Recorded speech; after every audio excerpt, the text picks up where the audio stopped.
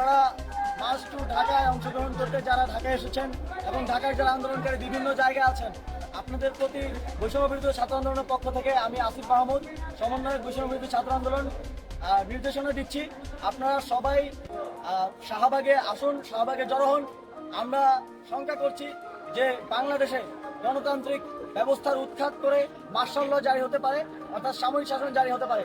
আমরা গতকাল রাতেই ঘোষণা করেছি সামরিক শাসন কিংবা ফ্যাসিবাদকে সার্ভ করে এই ধরনের কোনো শাসন আন্দোলনরত ছাত্র জনতা মেনে নেবে না। আমরা এ বিষয়ে আমাদের ছাত্র জনতার যে ঘোষণা সেটি শাহবাগ থেকে দেবে। আপনারা সবাই শাহবাগে আসুন, যে যেখানে আছে ঢাকার মিছিল নিয়ে শাহবাগে আসুন। ইতিমধ্যেই সব জায়গা থেকে পুলিশ বাহিনী তাদের অবস্থান সরিয়ে নিতে শুরু করেছে, কিন্তু আমরা এদেশে জনতার সরকার চাই, কোনো সামরিক শাসন আমরা এদেশে চাই না। সামরিক শাসন যখনই এসেছে বাংলাদেশের ক্ষতি করে গিয়েছে, আমরা কোনো প্রকার সামরিক শাসন চাই না।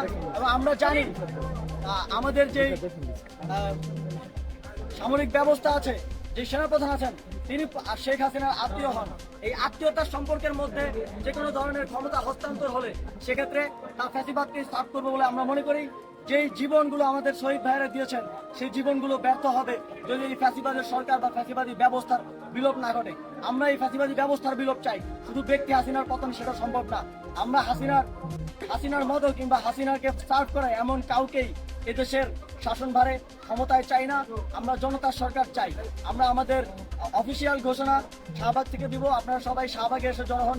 ঢাকার যে যেখানে আছেন সবাই শাহবাগে আসুন। যদি কোথাও বাধা আসে সেই বাধার টপকে বাধার উপর দিয়ে জনতার বুলডোজার চালিয়ে আপনারা শাহবাগের দিকে আসুন। ধন্যবাদ সবাই।